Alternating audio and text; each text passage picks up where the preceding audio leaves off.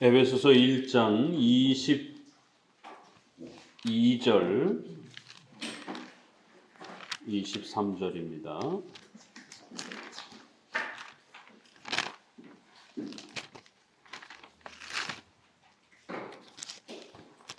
제가 봉독하도록 합니다.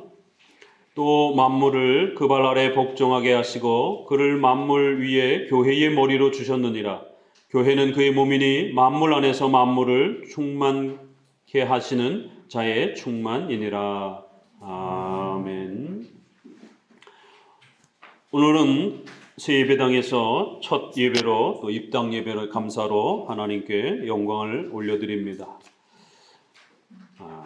1999년 1월 1일에 개척을 시작했습니다. 대략 얼마나 되죠? 한 24년, 꽉 찬 24년 정도 됩니다. 이제 30년을 바라보면서 또 우리 한마음교회를 지켜가고 있습니다. 교회를 우리가 세워간다라고 하는 것, 이 땅에 우리가 교회를 또 함께 섬기며 살아간다는 것은 참으로 사명감 아니면 쉬운 일이 아닙니다. 오늘 이제 성도들과 함께 첫 또 새 예배당에서 예배로 하나님께 영광 돌리면서 우리가 왜 이러한 교회를 또 잘 섬겨가고 교회를 지켜가고 또 교회를 섬기고 세워가는 일에 함께 협력하면서 우리의 또 이러한 신앙의 삶을 살아가야 하는지, 교회의 이런 영광스러움에 대한 그리스도의 몸과 신부로서의 유형교회라고 하는 이러한 또 교회의 소중함들을 또 함께 살펴보는 시간을 갖도록 합니다. 지난 24년 동안 참으로 많은 일들이 있었죠.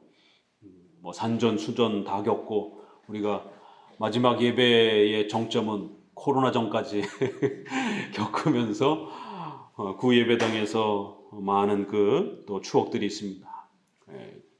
구예배당에 또 오기 전까지는 거기서 한 6년 정도 이렇게 되고, 한 7, 8년은 또 지하에서 이렇게 함께 있었습니다. 첫 시작 예배는 사택에서, 시청에서 주순, 길을 가다가 차를 가고 이렇게 저쪽 성남시청을 어떻게 지나가는데 길에 시청에서 쓰는 그 조그만 그 사회상 있잖아요.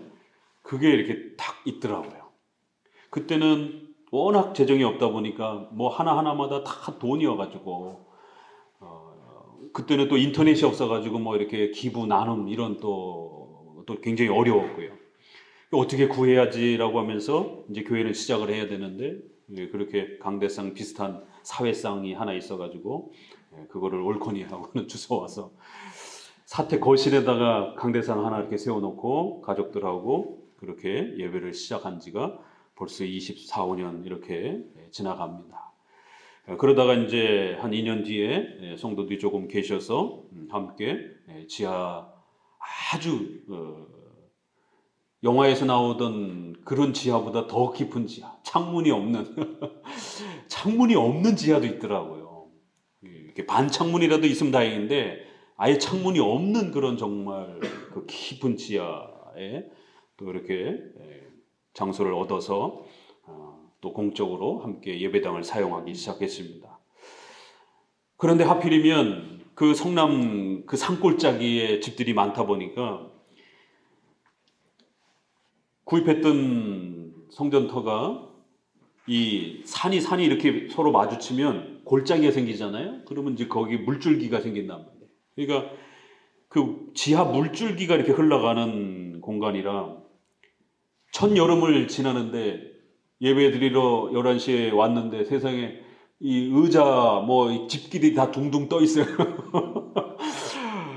이게 물이 들어차가지고, 그런데다가 이게 물줄기 그 라인이어서 거기에 보니까 한 1m가 넘는 사방 큰 우물 같은 집수정이, 건물 안에 우물이 있는 거를 저도 처음 봤습니다.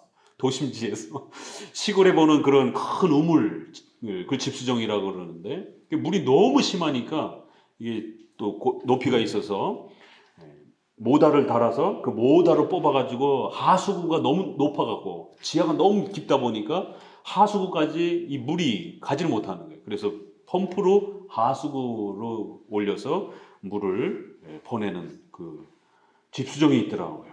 그래서 김지사님하고 장마철만 되면 그 강대상을 의자들을 도로 다 끄집어내고 말리고 하기를 7, 8년을 그렇게 장마철 올 때마다 5분 대기조로 잠 못 자면서 그렇게 세월을 보냈습니다.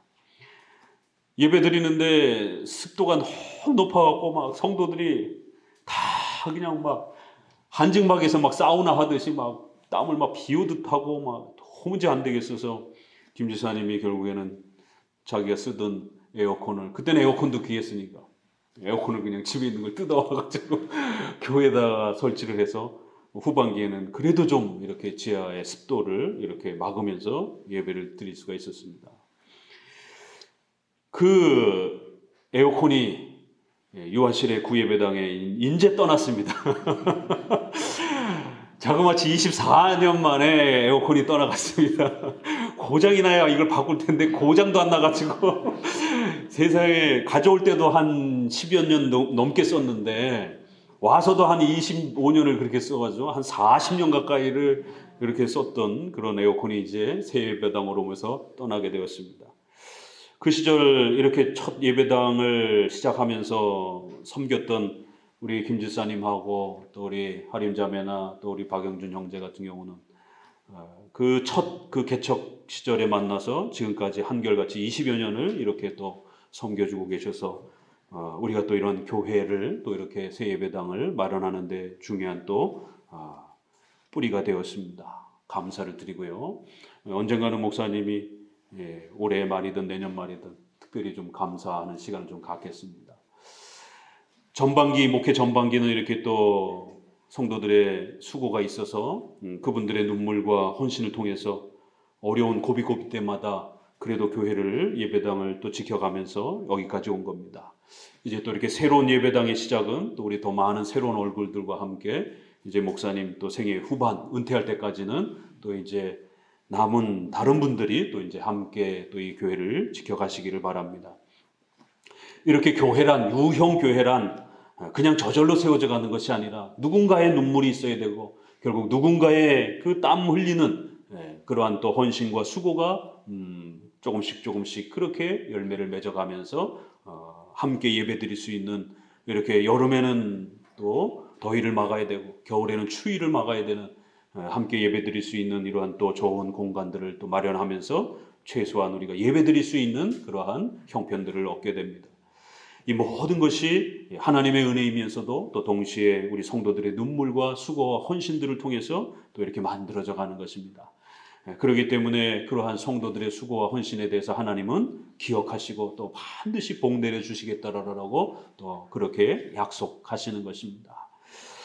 저 개인적으로도 참으로 감격스럽고 또 고맙고 또 귀한 또 이러한 수고와 섬김에 더욱 말을 이을 수 없는 그런 감격스러움이 있습니다. 또 이렇게 새롭게 시작하는 또 첫 출발에서 우리 모든 성도들의 수고와 또 헌신을 통해서 우리가 이런 좋은 예배당을 마련하게 되어서 더욱 또 감사를 드립니다. 오늘 이 에베소서 이제 1장을 통해서 우리가 함께 세워가는 이런 유형 교회의 이러한 소중함들을 다시 한번 마음에 새기면서 이제 새롭게 또 후반기 또 우리 유형 교회를 세워가야 되는 또 이러한 사명감을 새롭게 다져보기를 원합니다. 에베소서 1장은 또 2장도 그렇고 3장도 그렇고 교회론이, 에베소서 그러면 교회론이 전체 주제인데 그 중에서 이 1장 결론이 이렇게 23절에 교회는 그리스도의 몸이다.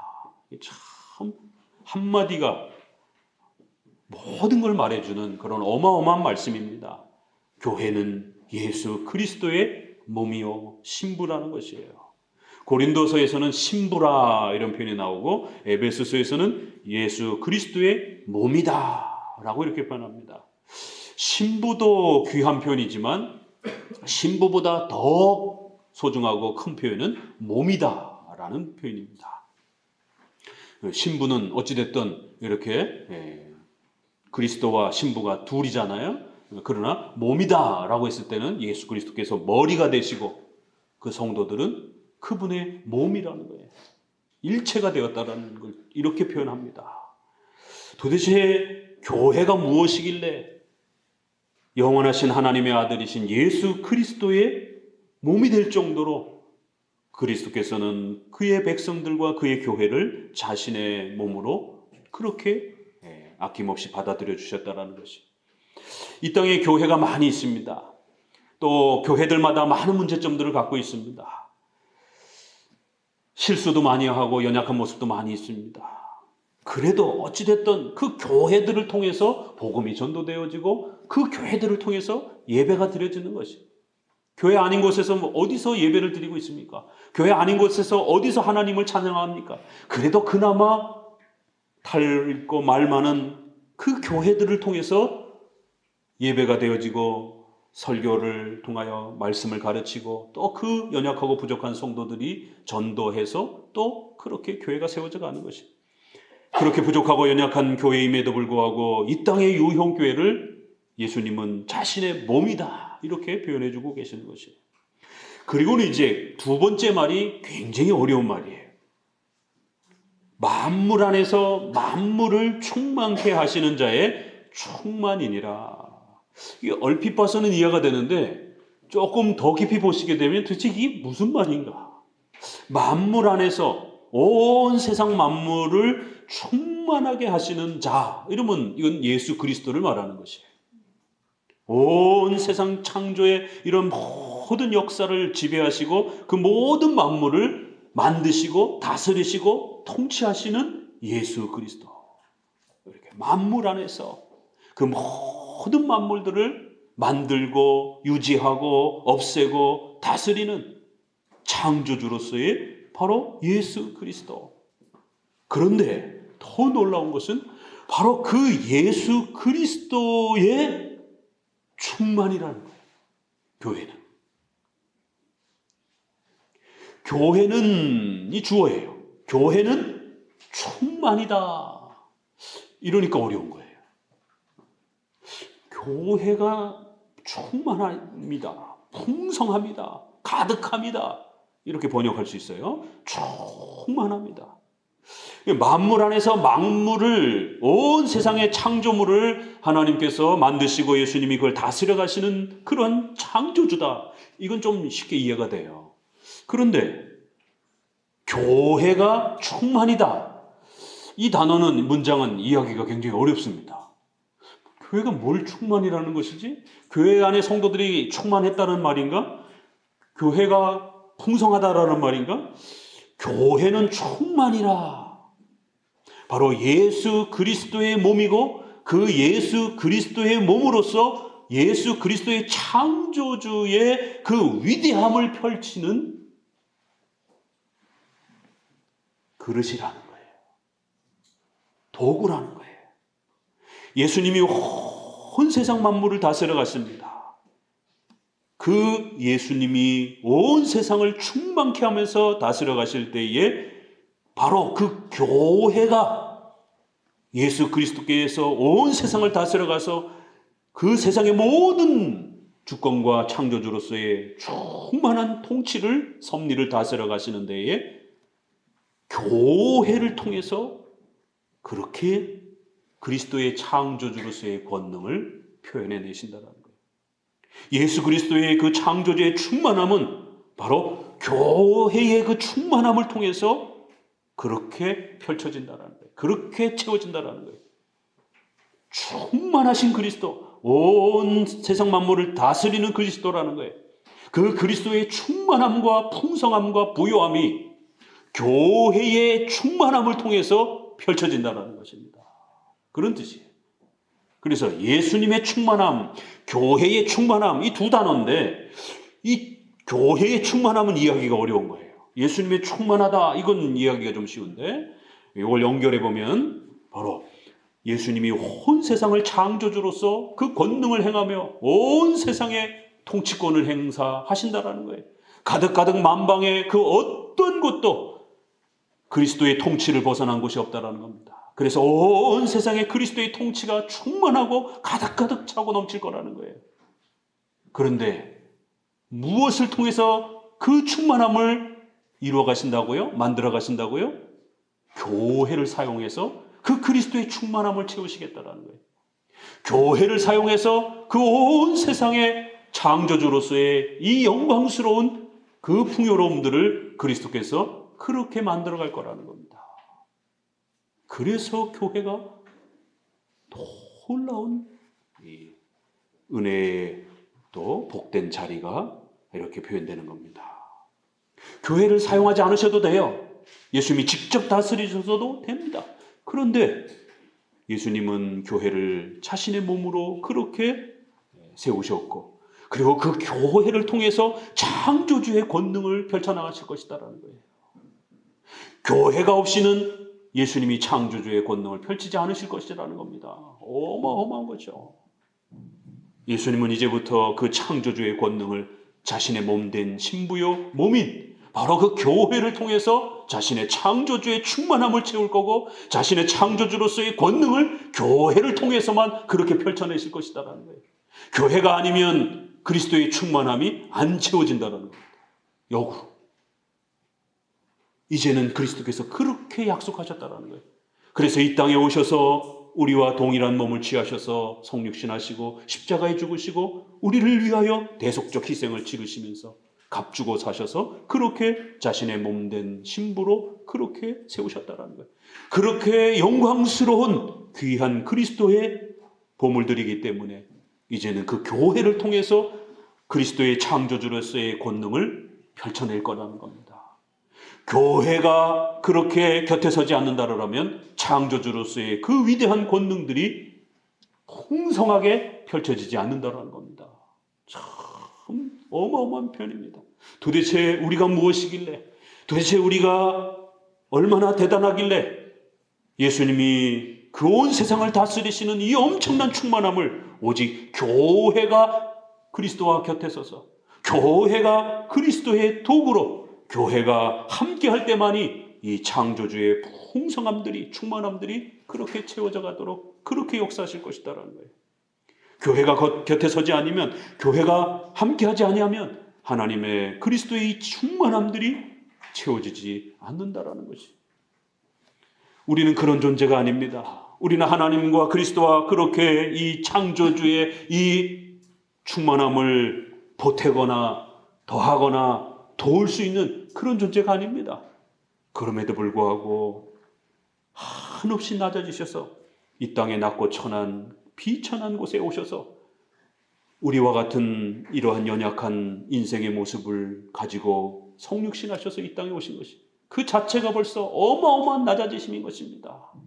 우리가 높아질 수 없기 때문에 성자 예수님께서 그렇게 낮아지셔서 우리와 같은 모습으로 오시고 우리를 위하여 대신 십자가에 죽으시면서 그렇게 우리를 그리스도의 몸으로 초대해 주신 것이.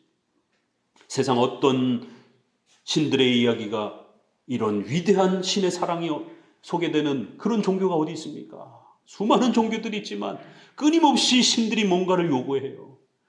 우리의 전래동화도 그렇고 무속신앙도 그렇고 어떤 세계의 큰 종교라고 하는 종교들도 전부 다 신에게 뭔가를 갖다 바쳐야 신이 화를 안 내고 소원을 들어주고 이런 방식들입니다.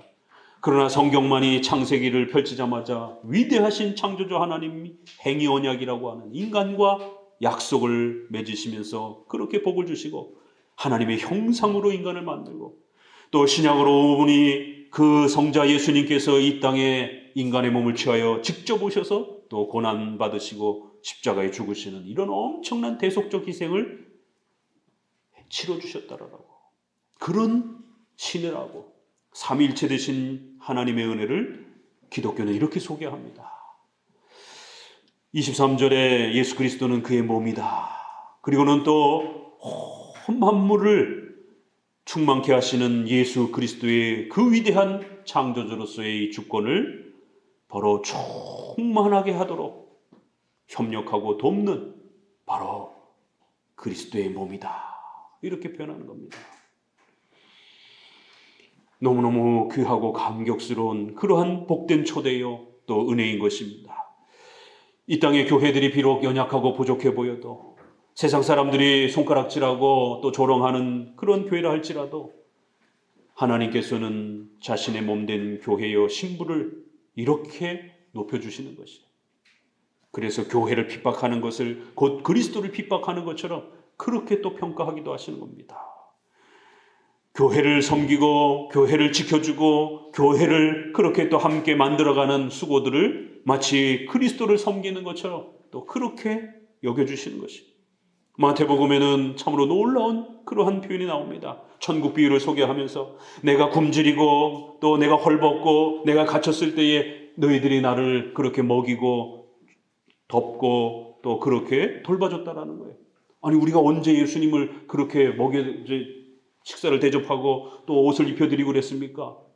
바로 이 가난한 사람들, 단지 그냥 가난한 사람이 아니라 바로 교회의 성도로서 가난한 사람들, 바로 이 교회를 너희가 돌보고 살펴준 것이 바로 나를 위해서 그렇게 한 것이다 라고 그렇게 칭찬합니다. 또 책망하는 사람들을 향해서는 너희가 나를 우습게 여기고 나를 길밖에 그렇게 무시하고 헐벗도록 내팽개쳤다라. 언제 우리가 그리스도를 그렇게 무시했습니까? 바로 교회를 그렇게 무시한 것이 바로 예수 그리스도를 무시한 것이다라고 그렇게 표현합니다. 그 유명한 사도 바울의 회심 장면의 다메섹 도상에서 사울아 사울아 왜 너는 나를 핍박하느냐라고. 주여 제가 언제 주님을 핍박했습니까? 주여 누구십니까? 나는 너가 핍박하는 예수 그리스도다. 바로 사도 바울은 교회를 핍박하기 위해서 성도들을 잡아서 감옥에 가두려고 명령을 받고 가던 중이었던 것이 바로 그 교회를 핍박하는 것이 예수 그리스도를 핍박하는 것이다라고 그렇게 책망합니다. 교회가 우스워 보입니까?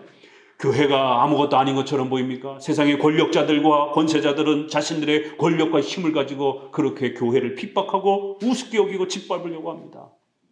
그러나 교회는 예수 그리스도의 몸이요 그분의 충만을 채워가는 그러한 충만이라고 하는 사실을 잊어서는 안 되는 것입니다.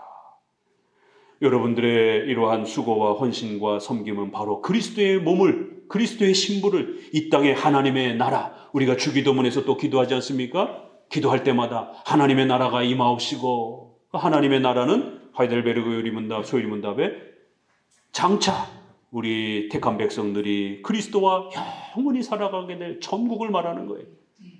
그러나 이 땅에서는 유형교회를 말한다 이렇게 말합니다. 이 땅에서는 우리가 아직 천상의 천국에 이르지 못했기 때문에 우리가 죽음 직전까지는 이 땅에서 하나님의 나라를 교회를 통해서 맛보고 살아가는 겁니다. 이렇게 또 하나님의 나라라 이렇게 또 표현합니다.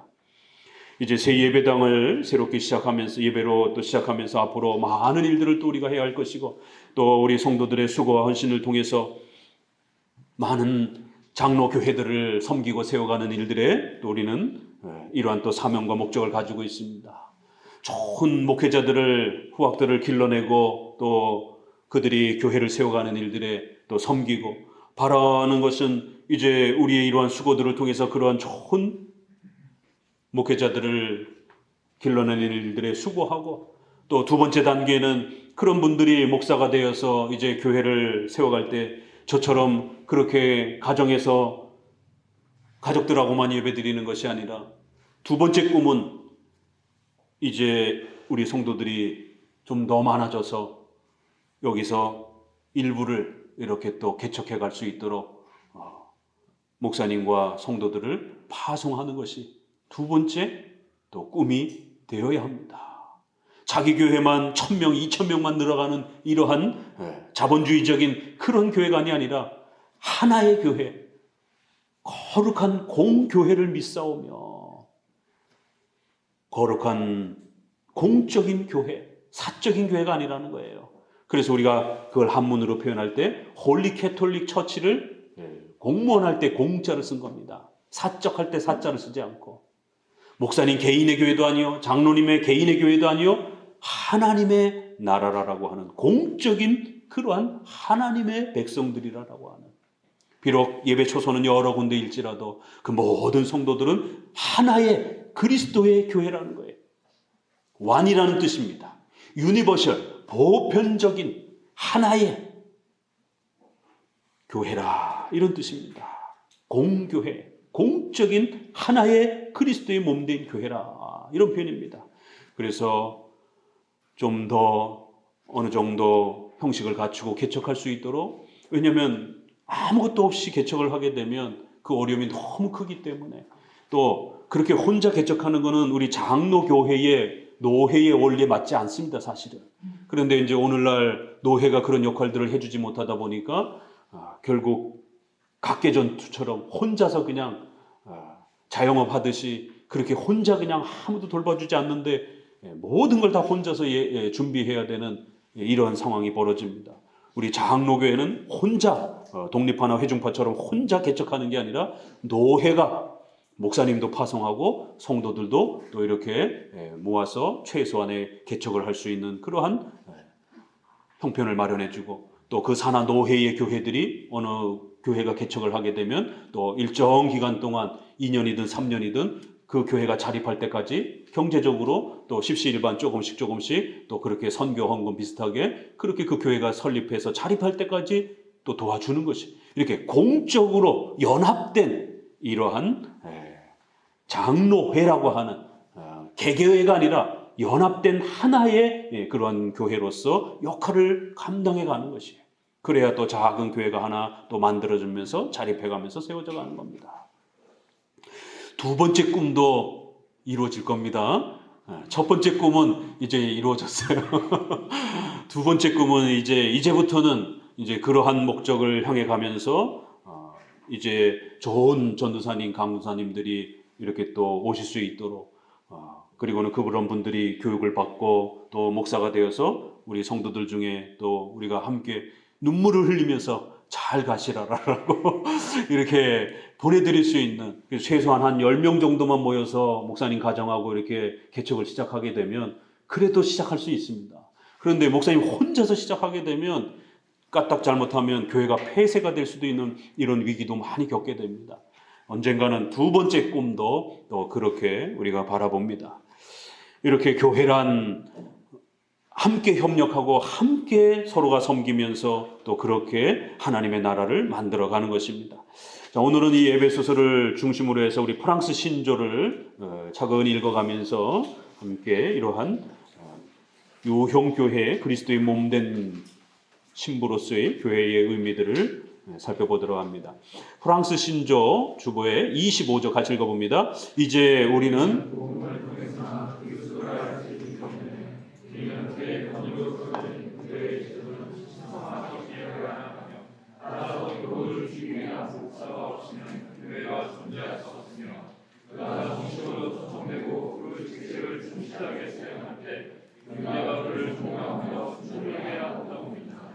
하나님이 이러한 도움과 종속적인 방편을 꼭 필요로 하시는 것이 아니고 다만 이러한 제약으로 그가 우리를 다스리기를 좋아하시기 때문이다.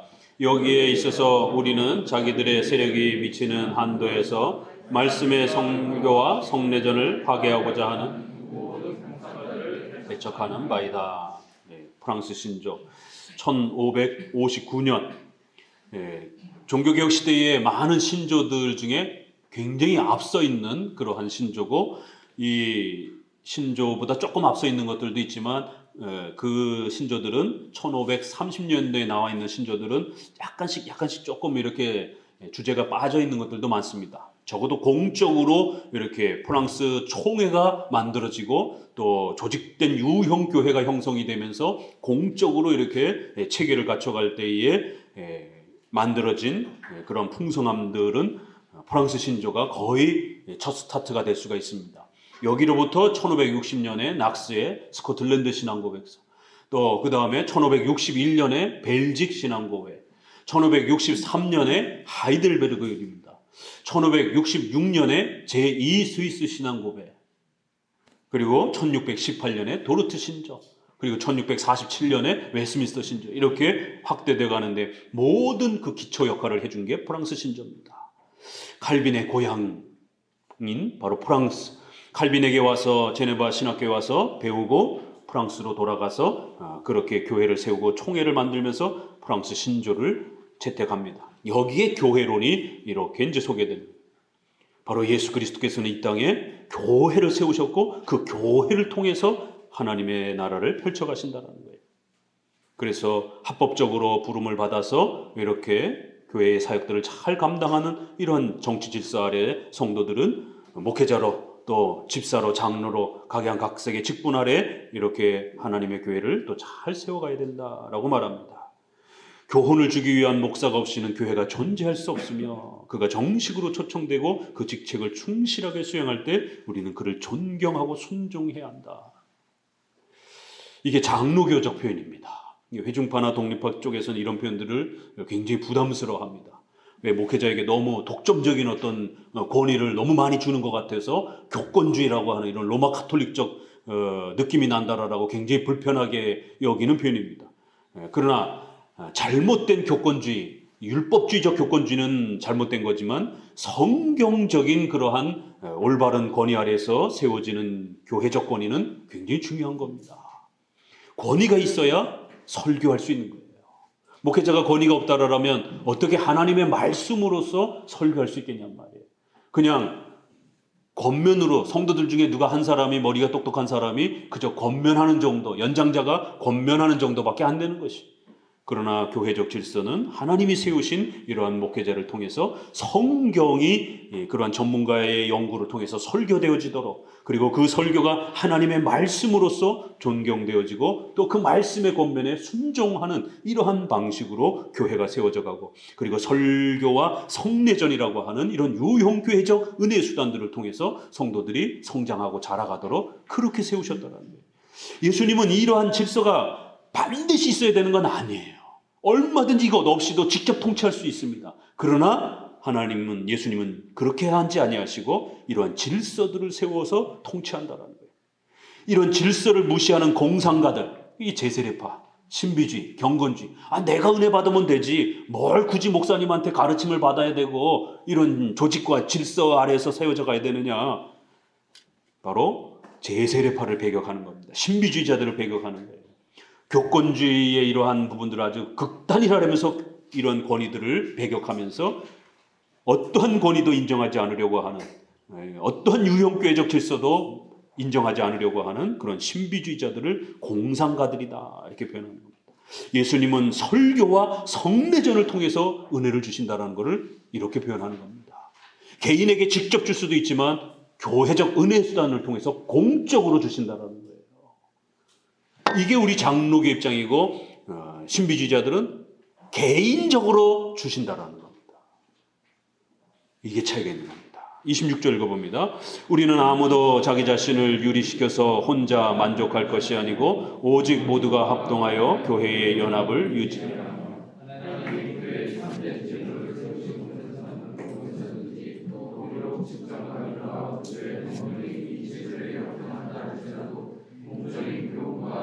예수 그리스도의 몽에 복종해야 한다고 믿는다. 왜냐하면 만일 우리가 참여하지 않거나 혹은 거기서 분리해 나가면 하나님의 말씀에 어긋나기 때문이다. 바로 신비주의나 이러한 경건주의 이런 부분들을 26조에서도 또 배격하는 겁니다. 그렇기 때문에 만인 제사장을 지나치게 강조하면서 자기 혼자 성경 읽고 자기 혼자 기도하고 자기 혼자 은혜 충만 받을 수 있다라고 이렇게 개인의 은사적 체험과 이런 것만 강조하는 이런 형태로 가면 안 된다라는 거예요. 자기 자신을 이런 공적인 예배적 질서로부터 분리시켜서 혼자 있는 이런 형태의 신앙으로 가게 되면 안 된다라는 겁니다. 오직 모두가 합동하고 협력해서 연합하여 공적인 예배로서 모여야 되고 공적인 조직을 갖춰서 교회, 유형교회로 그렇게 모여야 된다는 겁니다. 하나님이 교회에 참된 제도를 세우신 곳에는 어디든지 그렇게 모여야 된다는 겁니다. 이렇게 모일 때에 그 나라의 국가의 위정자라든가 왕이라든가 임금이 혹시라도 이러한 유형교회의 모임을 방해하거나 또 칼 권력을 가지고 방해할지라도 무서워하지 말고 모여야 된다는 거예요. 이러한 법령이 이러한 유형교회의 예배와 장로 정치와 질서들에 역행한다 할지라도 못 모이게 한다 할지라도 공적인 교훈과 예수 그리스도의 몽에 명령에 복종해야 된다는 겁니다. 왜냐하면 만일 우리가 교회 제도에 참여하지 않거나 거기서 분리해 나가면 하나님의 말씀에 어긋나는 것이다. 오늘 26조가 오늘날에도 다시 읽혀져야 됩니다. 오늘날 셀교회, 셀은 영어로 세포라는 말이에요. 병원에선 세포 뭐 이렇게 씁니다. 작은 조직이라는 말이니까.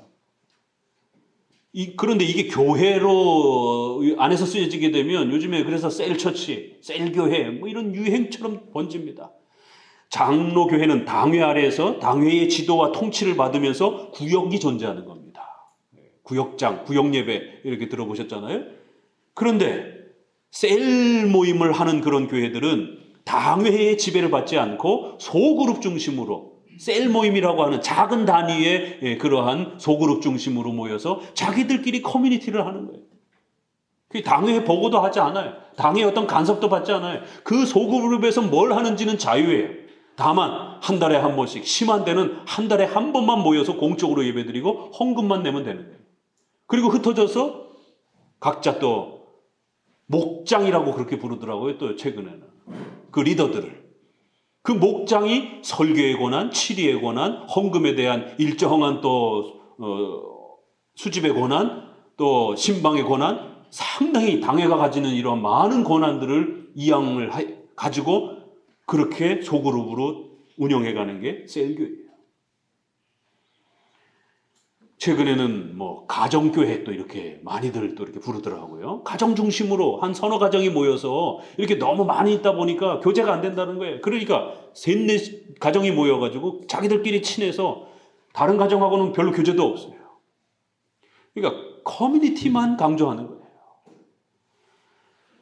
벌써 이런 부분들이 셀교회 또 멘토링, 멘티 이런 거 다 그런 관계를 말하는 겁니다.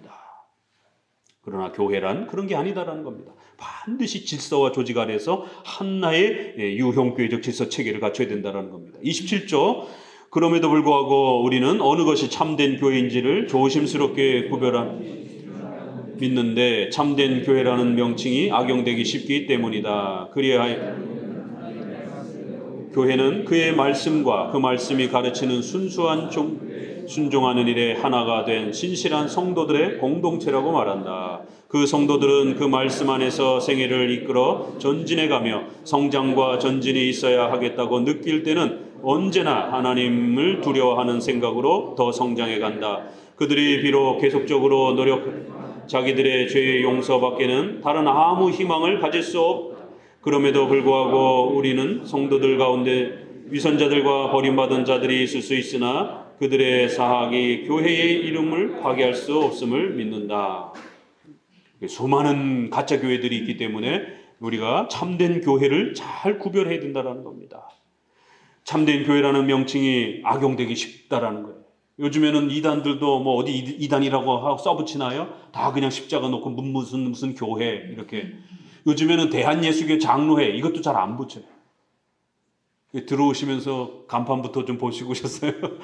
우리 장로교는 반드시 대한예수교 장로회, 그 장로회에 속해 있는 각 지역에 있는 그런 또 모임이라는 겁니다. 반드시 장로회라고 하는 그 교단 아래에 속해 있는 그러한 신앙 공동체라는 것이에요. 말씀이 바르게 가르쳐지고 28조 계속 나오는 것처럼 성례전이 바르게 또 집례되어지고 그 두 개로 표현하는 데도 있고 하나가 더 추가되어지면 권징, 장로 정치 질서가 잘 펼쳐지는 바로 이 세 가지가 최소한 두 가지가 구축되어 있는 것이 적어도 참된 교회라 이렇게 표현하는 겁니다. 28쪽에서 읽어봅니다. 우리는 이 신앙을 가지고 바로 말한다면 하나님의 말씀을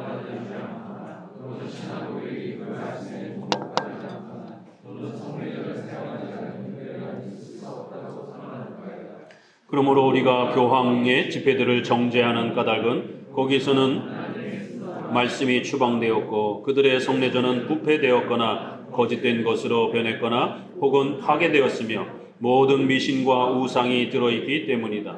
그리하여 우리는 이러한 행사에 참여하여 그 교회에 다니는 사람은 다 그리스도의 몸으로부터 자신들을 분리시키고 절단시킨다고 주장한다.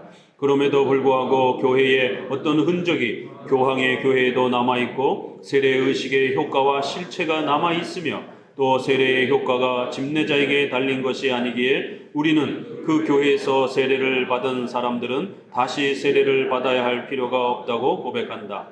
그러나 그 세례의 부패 때문에 우리의 아이들이 계속해서 그 교회에서 세례를 받게 된다면 아이들은 반드시 오염되게 될 것이다. 그래서 말씀의 바른 선포, 목사님마다 다 자기 설교가 옳다라고 그러죠. 그러면 과연 어떤 설교가 올바른 설교입니까? 그건 바로 공적인 해석을 거친 설교가 바른 설교입니다. 웨스트민스터 신앙 고백이나 사도신경과 같이 참된 이러한 우리의 소중한 신앙 고백의 해석을 거친 그러한 설교, 그리고 그 설교는 반드시 사도신경으로부터 지난 2000년 동안 지켜온 7대 교리를 벗어나지 않는 전제 조건이 있어야 그 목회자의 설교가 바른 설교로 인정되는 것이지, 목회자가 강대상에 서가지고 아무런 얘기나 막 쏟아낸다고 해서 그게 설교가 되는 건 아닙니다. 두 번째, 성례전의 올바른 집례. 성례전에 많은 의식들이 있습니다. 요즘에는 자꾸 기독교가 로마 가톨릭 자꾸 쫓아가려고 해요. 성례전을. 우리 개신교 기독교의 예배와 이런 의식은 단순함, 엄숙함이 두 개의 특징이에요. 단순함은 왜 단순함이겠어요? 로마 가톨릭은 굉장히 복잡합니다. 그래서 로마 가톨릭의 이러한 많은 의식과 예배를 개혁하기 위해서 예배는 단순해야 된다. 너무 복잡하면 성도들이 따라하기 힘들다라는 거예요. 교회의 이런 의식이라든가 이런 모든 절차도 단순해야 된다는 거예요. 그래야 성도들이 기억하고 잘 익히기가 쉽다라는 거예요. 그러나 그렇다 할지라도 가벼워서는 안 된다는 거예요. 엄숙해야 된다는 거예요. 수많은 성례전이 있지만 적어도 이렇게 남자 목사에 의해서 삼위일체 이름으로 물로 그렇게 세례를 행한다라면, 이러한 기본 내용을 갖고만 있다라면 적어도 로마 가톨릭에서 세례를 받은 것에 대해서 우리는 무시하지는 않는다라는 거예요. 이렇게 예배의 의식이란 가장 기본적인 내용이 있다라는 겁니다. 그래서 그 가장 기본적인 내용을 가지고 있으면 최소한은 인정한다라는 거예요. 그래서 다시 세례를 주진 않는다라는 겁니다. 그러나 적어도 우리가 왜 종교개혁의 이러한 원리를 쫓아가고 계승해야 되려고 하느냐면, 최소한으로 남아있어서는 안 되고 성도들이 예배와 정치 질서와 신앙삶에 있어서 더 풍성함을 누릴 수 있도록 적어도 로마 가톨릭 안에 계속 머물러 있어서는 안 된다는 거예요. 만약 거기서 아이들을 계속해서 키워낸다라면 아이들은 반드시 오염될 것이다라는 거예요. 이렇게 참된 교회의 표지를 세 가지로 잡고 또 각각의 그런 내용들은 적어도 조건이 있다라는 거예요. 그래서 우리가 막 함부로 이단이라고 하진 않지만 일반 교회들을, 왜요? 최소한으로 예수님을 전하고 있으니까, 최소한으로 어떤 세례 질서는 있으니까. 그럼에도 불구하고 왜 우리가 개혁교회를 해야 되고 왜 우리가 장로교회를 해야 되냐면, 이것은 더 성경적인, 더 은혜의 풍성함들을 유지하고 지켜가기 위함이라는 것이에요. 이 땅에 살아가면서 아주 빈약하게 신앙생활을 할 수는 없잖아요. 적어도 성경이 우리에게 주신 그 풍성함들을 우리가 마음껏 누릴 수 있도록 그렇게 참된 교회의 질서들을 잘 또 우리가 찾아가고 지켜가야 된다는 겁니다. 29조, 우리는 참된 교회는 우리 주 예수 그리스도가 세우신 질서에 따라 통치되어야 한다고 믿는다. 즉 교회에는 목사들, 장로들, 그리고 집사들이 있는 까닭은 순전한 교훈이 유지되며 악덕이 시정되고 억제되며 또 가난하고 고통을 받는 모든 사람들이 필요에 따라 구제를 받기 위함이다. 또 집회가 하나님의 이름으로 모이며 거기에서 성인이나 다 경건의 훈련을 받기 위함이다. 30조, 우리는 모든 참된 목사는 어떠한 곳에서든지 단 한 분의 머리, 단 한 분의 군주, 전체 교회의 감독이신 예수 그리스도 안에서 동일한 권위와 평등한 권세를 가지고 있으며, 따라서 어떠한 교회도 다른 교회를 통치하거나 지배할 권위를 주장할 수 없다고 믿는다. 이제 본격적으로 교회의 질서와 조직에 대해서 언급을 합니다. 왜 우리가 유형 교회를 성경적 질서 아래서 장로 교회로 우리가 세워가야 되느냐면 예수님이 그러한 교회의 질서와 조직을 명령하셨기 때문이라는 거예요.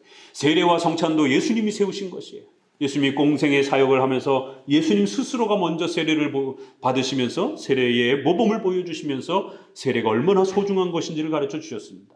또 돌아가시기 전날 밤에 제자들과 함께 성찬을 행하시면서 그 성찬이 얼마나 소중한 것인지를 몸소 그렇게 가르쳐 주신 것입니다. 그리고 12 사도를 새롭게 불러서 그들에게 권위를 주신 겁니다. 그리고 그들의 또 제자들까지 또 그러한 그리스도의 명령 아래 교회의 지도자로서 예수님이 세워주시는 그러한 권위를 얻게 됩니다. 그래서 교회에는 목사들, 장로들, 그리고 집사들이 있는 까닭은 순전한 교훈이 유지되며 설교와 교리가 잘 유지되고 악덕이 시정이 되고 또 교회의 치리와 책망을 통해서 성도들의 성화와 거룩의 문제를 또 잘 성장시키고 또 하나는 가난하고 고통받는 또 이러한 사람들을 물질적으로 섬기고 도울 수 있도록 또 직업을 갖지 않고 오로지 말씀을 연구하며 생애를 교회를 돌보며 살아가는 또 이러한 목회자들 또 선교사들 또 교회를 개척하는 또 이러한 연약한 교회들 이러한 교회들을 또 구제하고 돕는 이러한 일들을 위해서 또 함께 성도들이 협력해서 헌금을 걷고 또 그러한 부분들을 또 사용하는 또 이러한 조직과 질서들을 그렇게 세워야 한다라는 것이 그래야 또 교회가 계승되고 세워져 간다는 겁니다. 집회가 하나님의 이름으로 모이며 거기서 성인이나 아이들이나 다 그렇게 경건의 훈련을 받아야 된다는 것이. 오늘 우리가 이렇게 좋은 공간에서 이렇게 예배드릴 수 있는 것도 또 알게 모르게 많은 성도들이 또 이렇게 헌신을 해주시고 물질적으로 또 섬겨주시고 또 우리 성도도 아닌데도 불구하고 바깥에 있는 분들이 그렇게 헌금을 보내주셔서 이런 좋은 공간에서 우리가 예배를 드리게 된 것입니다. 성도들이 섬겨주시지 않았다라면 우리가 어떻게 예배를 드릴 수 있겠습니까? 이런 좋은 공간에서. 그렇기 때문에 앞서서 광고에도 이렇게 말씀을 드렸지만 교회는 함께 만들어가는 것이 어느 한 사람이 이렇게 다 이렇게 만드는 게 아닙니다. 그렇게 되면 자칫 또 이렇게 어떤 내가 이렇게 세운 교회니까 또 이러한 또 권력에 대한 어떤 또 이러한 또 욕심이 파고들 수 있는 것이. 그래서 적어도 교회는 이렇게 큰 일을 진행할 때는 함께 협력해가는 또 그러한 수고와 헌신들을 통해서 모두가 책임의식을 가지고 그렇게 만들어가는 것입니다. 특별히 이제 우리 청년들이라든가 이런 분들은 재정이 좀 이렇게 열악한 분들 같은 경우는 적은 금액이라도 우리가 함께 이렇게 협력하는 그러한 또 책임감을 보여주시기를 바랍니다. 우리가 스타벅스에서 커피 한 잔을 먹어도 4-5천 원인데 커피 5잔, 10잔만 아껴도 5만 원이에요. 5만 원도 괜찮아요. 커피 10잔 아낀다 생각하시고. 그런데 이러한 중요한 큰 우리가 교회에 이런 일들을 하는데 참여를 안 하시게 되면 무관심이 돼버려요. 좋은 혜택들은 다 이렇게 누리는데 본인은 아무런 어떤 섬김도 행하지 않는 이제 이런 어떤 자칫 이기주의적인 이런 일이 발생될 수도 있습니다. 교회란 함께 만들어가는 것이에요. 작으면 작은 대로 큰 건 또 큰 거대로 모든 성도들이 함께 협력하며 그 돈의 액수를 따지는 게 아니라 책임감을 묻고자 하는 것이에요. 왜냐하면 이런 일들은 20년에 한 번, 30년에 한 번 있을까 말까 하는 일들이에요. 이제 또 우리가 앞으로 새로운 일들을 계획할 때 선교사를 파송한다든가 또 교회를 또 이렇게 파송한다 할 때 아무도 도와주지 않으면 어떻게 그런 큰 일들을 할 수 있겠습니까? 그래서 그런 또 큰 일들을 함께 계획하고 또 진행할 때는 모두가 조금씩이라도 각자의 형편에 따라서 그렇게 또 참여하는 거예요. 그래야 하나님이 의식주와 신앙의 이러한 삶들을 하나님 또 돌봐주십니다. 여러분이 어려울 때 여러분은 하나님께 도움을 요청하잖아요. 하나님 도와달라고. 그런데 정작 그리스도의 몸된 신부와 교회가 교회를 세우고 선교사들을 파송하고 신학교를 세워서 다음 세대를 양육하는 이런 많은 일들에는 다 재정이 들어가요. 재정이 없이 어떻게 이런 일들을 할 수 있겠습니까? 그런데 정작 교회가 큰 일들을 해야 되고 어려움에 처했을 때는 본인은 아무런 관심도 보이지 않고 책임을 다하지 않는다라면 거꾸로의 일이 발생이 되는 것이죠. 본인이 어려움에 처했을 때 예수님도 도와주시지 않는 이런 일들이 벌어지는 거죠. 그럴까 봐라도 더더욱 작은 대로라도 참여하셔야 됩니다. 자주 있는 일이 아니기 때문에. 그래서 적어도 이렇게 구약에서도 보게 되면 귀족이라든가 왕이라든가 이런 사람들은 송아지라든가 이런 큰 재물을 바치라라고 하고, 가난한 사람들은 산 비둘기라든가, 비둘기 가장 작은 값이에요. 그래서 성전에 올 때 그냥 오지 말라라고, 빈손으로 오지 말라라고. 가난하면 가난한 대로 그렇게라도 하나님 앞에 희생하면서 자신의 섬김과 수고들을 또 보이라고 말씀합니다. 이것은 하나님께서 돈을 보고자 하는 게 아니에요. 세상의 모든 것이 다 하나님의 것인데 뭐가 부족하겠습니까? 다만 그 성도들 마음이 하나님의 교회를, 그리스도의 신부된 몸된 교회를 어떻게 함께 섬겨가고 세워가는가, 그 마음을 보시는 것입니다. 그래서 이런 큰 일이 있을 때는 또 이렇게 모른 척하지 마시고, 또 이렇게 많이 섬겨주신 것도 감사해요. 그러나 또 아직 이렇게 또 시간이 있으니까 공적인 시간은 우리가 11월까지만 마감할 겁니다. 이렇게 전체 우리 교회 건축 헌금과 관련해서, 그리고는 이제 그 이후는 뭐 자유롭게 하시더라도 어찌됐든 공적으로 이렇게 우리가 함께 계획하고 일을 진행할 때는 모른 척하지 마시고 함께 참여하면서 자신의 그 흔적이 그 교회를 세워가는 일들에 또 이렇게 남기는 겁니다. 그래야 또 하나님께서 우리 성도들의 삶을 돌보면서 살펴가시는 것이, 그 작은 재정들을 통해서 좋은 공간도 마련하고 목회자도 양성하고 교회도 세워가는 또 이러한 큰 일들을 조금씩 협력하게 되면 또 우리가 만들어갈 수 있는 것입니다. 이렇게 목사, 장로, 집사들을 세우고 또 가난한 자들을 고통받지 않도록 그렇게 서로가 협력하면서 또 이런 물질적인 또 교제와 이런 부분들을, 이게 다 유형교회 안에서 이루어져 간다라는 것입니다. 참된 목사는 어떠한 것이든지 그러기 때문에 하나님 앞에서 부름받은 이 사명이 어떤 것인지를 잘 알고, 절대로 교회가 크다고 해서 남의 교회를 막 지배하거나 다스리려고 하면 안 되고, 항상 섬기는 자세로 서로 동등한 권위를 가지고 그렇게 하나님의 하나된 교회를 세워가라는 것이에요. 31조 주보 앞장에 있습니다. 같이 읽어봅니다. 31조입니다. 우리는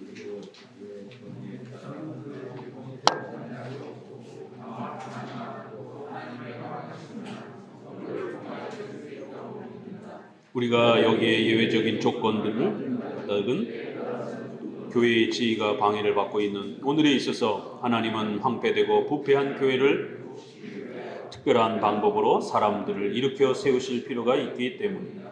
그러나 그것은 그렇다고 치더라도 우리는 언제나 이 규칙에 맞춰야 하며, 모든 목사, 장로 및 집사는 자기들의 직책이 소명을 받고 있는 증거를 가져야 한다고 믿는다. 그렇기 때문에 교회 질서란 자신의 어떤 권력의 욕망의 어떤 수단으로 삼아서는 안 되고, 반드시 각각의 부르심을 따라 그렇게 그리스도 앞에 쓰임을 받아야 된다는 겁니다. 교회는 절대로 어떤 세상 성공하는 어떤 그러한 등급의 기준이 아니라는 겁니다. 각각이 맡겨진 그 은사 아래서 하나님의 부르심을 따라 섬겨가는 그러한 봉사의 일들이라는 것이, 목사, 장로, 집사는 자기들의 직책의 소명을 받고 있는 이러한 방식을 따라 그렇게 교회를 섬기며 또 세워가는 것이다라는 겁니다. 32조, 우리는 또한 감독으로서 선택된 사람들이 교회의 모든 지체의 관리를 위하여 취할 방법에 대하여 그들이 서로 연구하며 그들이 우리 주 예수 그리스도 우리에게 정해주신 것에서 떠나서는 안 될 것을 믿는다. 그런데 이것은 편의상 각처에서 어떤 특별한 제도들이 있을 수 있음을 막지 않는다. 그러나 하나님을 예배한다는 구실 아래에서 사람들이 도입하여 모든 인간의 발명들과 법들을 우리는 배격한다.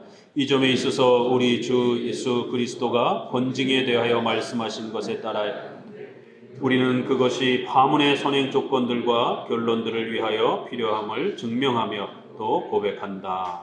그래서 이제 마지막 내용은 계속해서 장로 정치 아래에서 이런 직분과 또 질서들을 어떻게 사용하고 운영해 가야 될지를 계속적으로 소개하면서 이러한 질서와 제도들의 이러한 부분들을 우리가 잘 살피고 또 이러한 부분들에 있어서 양심의 자유 아래에서 또 교회의 많은 또 세부적인 또 이러한 질서들을 어떻게 만들어 가야 될지 이런 그리스도가 권징에 대해서 세우신 그러한 교회 정치 질서 아래에서 성도들은 협력하고 또 힘써서 이러한 교회적 질서들을 만들어 가라라고 당부합니다.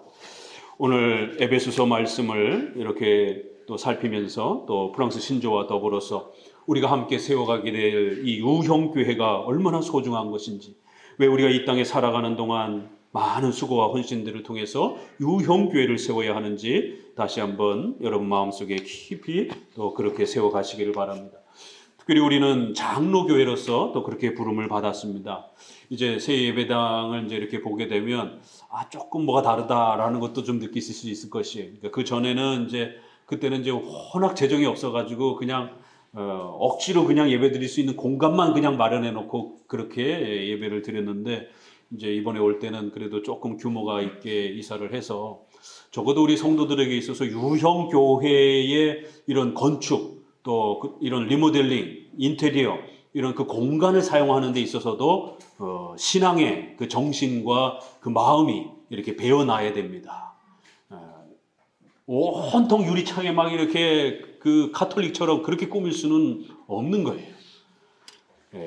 뭐 현대에 우리가 또 이런 이제 더위라든가 추위라든가 이런 거는 이제 우리가 그를 또 도구를 사용해서 성도들의 건강을 보호해야 되다 보니까 이제 그런 장치는 뭐 기본적으로 그냥 보편적으로 똑같이 들어가더라도 최소한 이제 여러분들이 문을 딱 엘리베이터 열리자마자 없던 글씨가 보였습니다.